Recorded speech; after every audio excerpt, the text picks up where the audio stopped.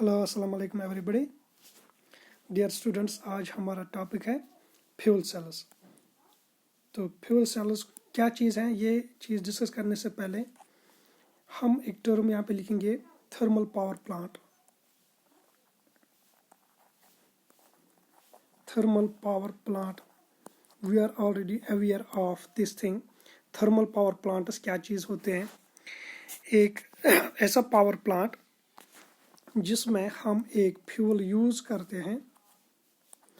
ये फ्यूल जो है इसको बर्न किया जाता है, इसकी कंबस्शन होती है, इट प्रोड्यूसेस हीट एनर्जी, और ये हीट यूज़ की जाती है to produce high pressure steam. तो फिर इस स्टीम से हम जो है इस स्टीम को हम यूज़ करते हैं to generate the electricity. This moves the turbines, इनको हम टर्बाइन मूव करने के लिए यूज़ करते हैं, डायनेमो वगैरह जो होते हैं, एंड इट प्रोड्यूस इलेक्ट्रिसिटी। तो ये थर्मल पावर प्लांट का प्रिंसिपल है।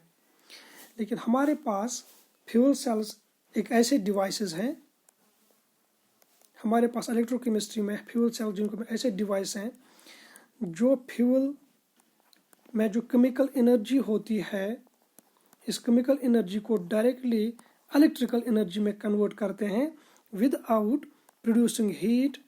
और हीट से हम क्या करते हैं, high pressure steam, HP steam यानी हाई प्रेशर स्टीम प्रोड्यूस करते हैं। तो ये सारी झंझट जो है, ये सारी प्रोसेस जो है, इसको बाईपास करके डायरेक्टली हम क्या करते हैं, फ्यूल की में जो केमिकल एनर्जी इसकी कंबशन होती है and it produces electrical energy. So such devices are called as fuel cells. You write down, fuel cells are the devices that directly convert chemical energy. Fuel cells are the devices that directly convert chemical energy. They directly convert chemical energy of fuels to electrical energy.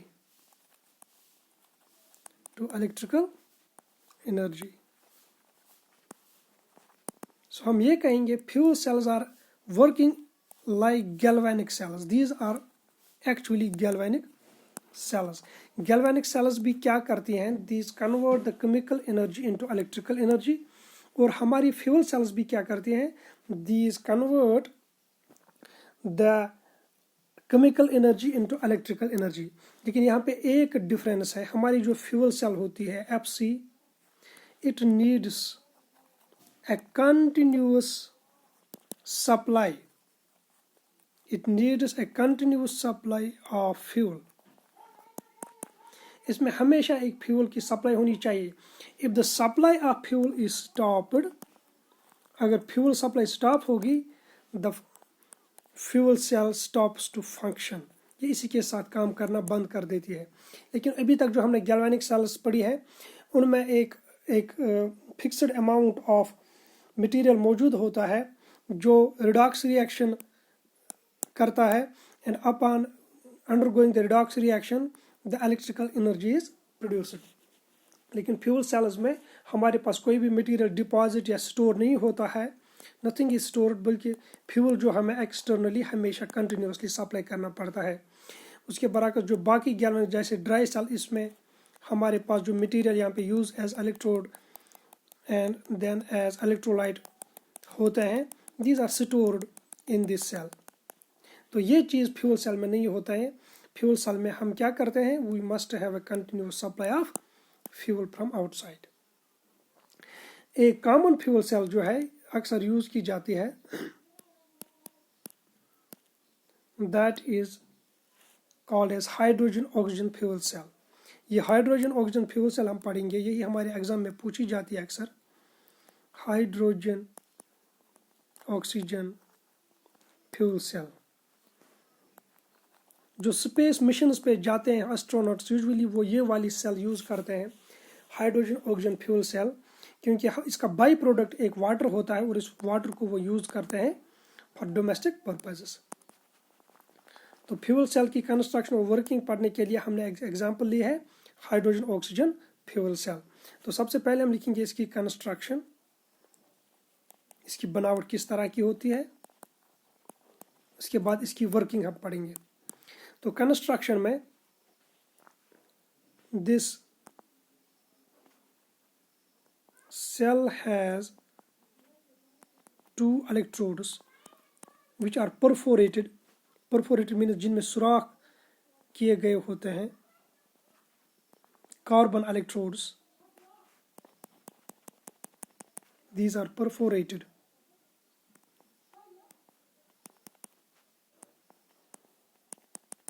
एक carbon electrodes एक container में मौजूद होते हैं। इस container को हम दूसरे कलर से बनाएंगे ताकि डिफ्रेंसिएशन हो जाएगा।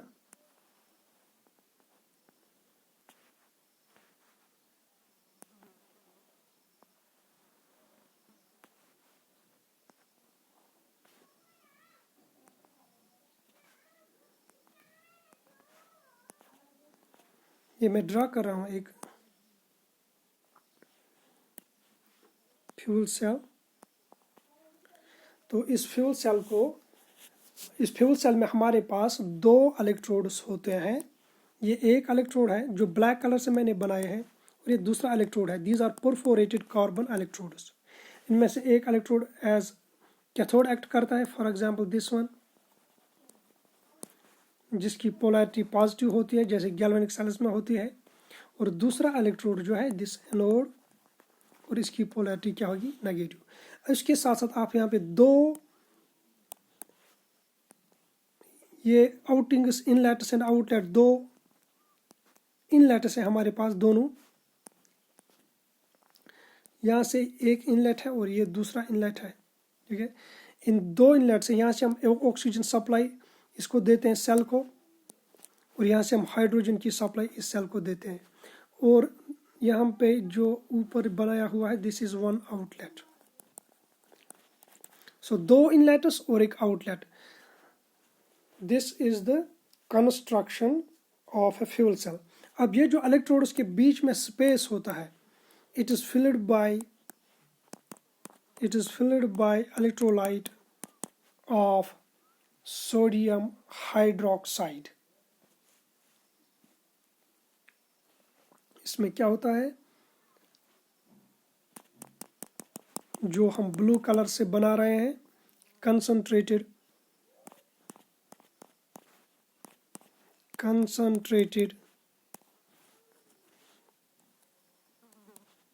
NaOH होता है इसमें। So this all working. मैं थोड़ा सा रिपीट करूंगा इसमें क्या क्या चीज़ हमने बनाई है। ये एक आउटर बॉडी जो हमने पिंक कलर से बनाई है, इसके 2 इनलेट्स होते हैं। एक इनलेट से हम ऑक्सीजन सप्लाई देते हैं, दूसरे इनलेट से हम हाइड्रोजन की सप्लाई देते हैं। यहाँ एक आउटलेट हमने बनाया है। इस आउटलेट का क्या काम है ये हम अभी आगे देखेंगे। तो बीच में जो होते हैं 2 इलेक्ट्रोड्स जो ब्लैक कलर से हमने बनाए हैं, एक कार्बन के इलेक्ट्रोड्स होते हैं। दीज आर परफोरेटेड मीन्स जिनमें छेद किए हुए होंगे, जिनमें सुराख मौजूद होते हैं। तो इनमें से एक कैथोड है जिसकी पोलैरिटी पॉजिटिव है, एक एनोड है जिसकी पोलैरिटी नेगेटिव है। And then there is 1 electrolyte between these 2 cathodes. और ये इलेक्ट्रोलाइट जो है what is it, it's concentrated sodium hydroxide. उसके बाद हम इसकी कंस्ट्रक्शन लिखेंगे, वर्किंग लिखेंगे इसकी वर्किंग। तो वर्किंग में सबसे पहले ये चीज़ हमें याद रखनी है, energy release by the combustion of fuel. जो फ्यूल होता है उसकी कंबशन से जो एनर्जी रिलीज होती है, कंबशन ऑफ फ्यूल, वही एनर्जी हम किस में कन्वर्ट करते हैं, इलेक्ट्रिकल एनर्जी में। तो सबसे पहले एट एनोड हम लेते हैं। एनोड पे क्या चीज़ होता है, जैसे हम बाकी सेल्स में वर्किंग पढ़ रहे हैं, एनोड पे क्या होता है, कैथोड पे क्या होता है, और उसके बाद फिर overall reaction. Oxidation takes place at anode, you write down. Anode पे ऑक्सीडेशन हो रहा है, हाइड्रोजन का ऑक्सीडेशन हो रहा है। ये रिएक्शन आप लिखेंगे, chemical reaction plus 4 times OH, it gives us 4 times H2O,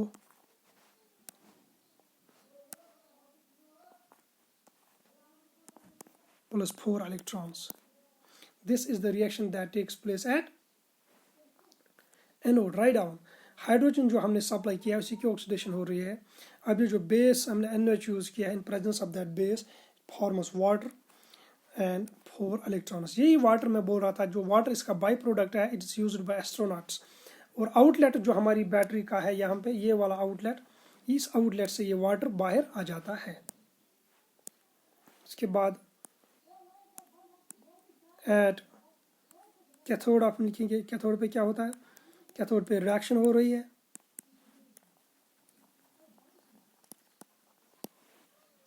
reaction में हम ऑक्सीजन लेते हैं इन प्रेजेंस ऑफ वाटर, और जो इलेक्ट्रॉन्स दिए हैं जो हमें मिले हैं ऊपर oxidation reaction, it forms 4 hydroxyl ions. So this is the reduction process that takes place at cathode. Oxygen की रिडक्शन यहाँ पे हो रही है. ऑक्सीजन का ऑक्सीडेशन नंबर यहाँ पे 0 है, लेकिन यहाँ पे -2 है.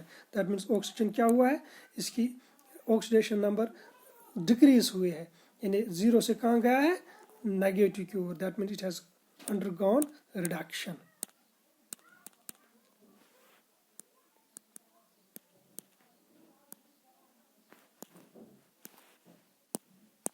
उसके बाद हम लिखेंगे overall reaction.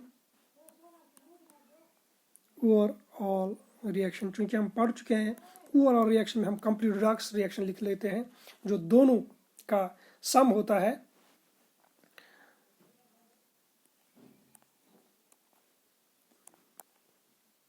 Hydrogen plus oxygen gives us water.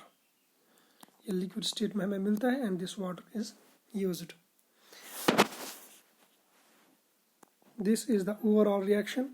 इन सम आप हम कहेंगे जो एनोड रिएक्शन है और कैथोड रिएक्शन है, उनका निचोड़, उसी का सम.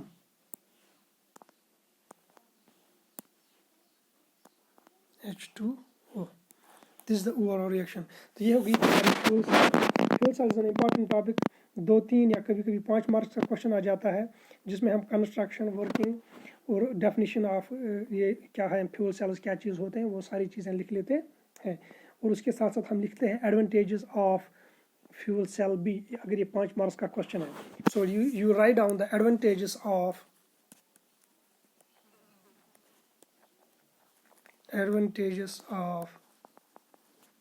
Fuel cells.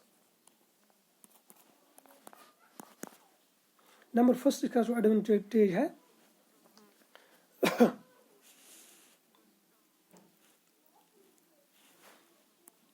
ये फ्यूल सेल हमारी जो है FC, it gives us electrical energy as long as there is fuel supply. अगर एक बार फ्यूल सप्लाई रुक गई है, हम वो फ्यूल सप्लाई बहाल करेंगे, यानी नई फ्यूल सप्लाई लाएंगे, इट विल रन अगेन. ये हमारी जो ड्राई सेल है या और गैल्वेनिक सेल जो हमने पढ़ी है, उनकी तरह एक बार यूज़ करके डेड नहीं हो जाती है.